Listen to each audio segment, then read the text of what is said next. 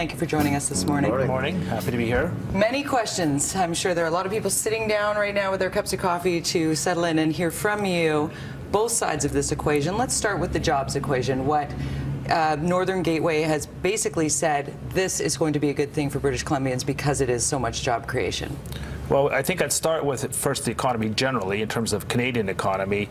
When we looked at the country with Northern Gateway without, I mean, the impacts are phenomenal in terms of Canada would be better off by $300 billion in terms of gross domestic product if the project goes ahead, and government revenues are about $100 billion of that. Those are billions of dollars, so those are very significant if we start from that perspective. But British Columbians are more concerned with this coming through BC and what's in it for us. No, fair enough, and that's a very legitimate question, obviously, but I want to put that in context. So in terms of jobs, which is a key issue here, during construction, BC would see something in the order of 3,000 jobs on an annual basis during that period, and that'll be over a 3-year period.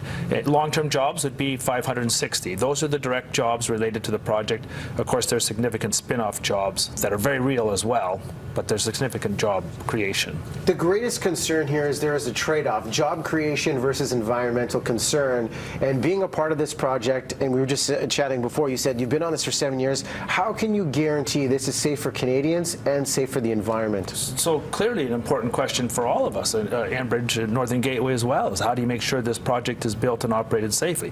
So we spent a lot of time addressing that key issue, both from a world-class fishing perspective and a marine perspective from tankers. So clearly you have to go, what is the chance of an incident and what can we do to reduce it? In respect of the marine aspects, you look and say, well, ships can go up and down there safely unaided, but we're actually going to have ours tethered to a tug. And so a tug would aid it in case there was a loss of steering or propulsion.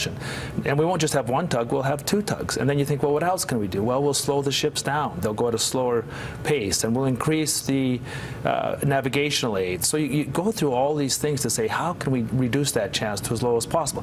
I think it's important for people to know, too, that shipping goes around the world, and it's done safely. And it's been forced to be done safely because people don't want to spill naturally. So, again, the shipping has a very good track record, and then we've gone and added to that in terms of the things that we're going to do as a project, as an example. Have you been in touch with and discussed with First Nations directly in this province? Of course, it's very important. I mean, that's where you start with, I mean, trying to have that dialogue about what is the project, what could it mean, can we include their traditional knowledge in our assessment, and you make a number of changes. When you get into those discussions, you actually go change, and we've changed the route some 24 times based on that kind of information where that's not the appropriate place from a traditional perspective, so you move it. And you do the best you can in terms of why is it going there in the first place, and often it's to avoid a geotechnical hazard or something. Then you go through, okay, what can we do to address their concerns? But it's a very important part of the project. Greenhouse gas emissions are a major question surrounding this. I want to show you an excerpt from the open letter from environmentalist David Suzuki, because his words are powerful on this. Sure. And we talk about the energies being used, and David says, we can do better. The oil sands represent the fastest growing source of carbon emissions in the country. Instead of supporting their unfettered expansion, we should be investing in a renewable energy future that eliminates our dependence on fossil fuels. What do you say to that? Well, I think it is very important to progress to non-renewables, to the greener energies. And of course, most companies like Enbridge are that's the fastest growing part of our business. But the world needs energy. We need it for our quality of life, not just as Canadians where we produce it and it's our most important resource, but for the countries that need it. They need that resource to improve their quality of life. So you start with, yes, we all agree with that, but in terms of you have to balance the economic, the social, and the environmental aspects. It doesn't mean that you have to do it at the cost of the environment. You just need to look at all those things. So yes, we should continue to move to greener forms of energy.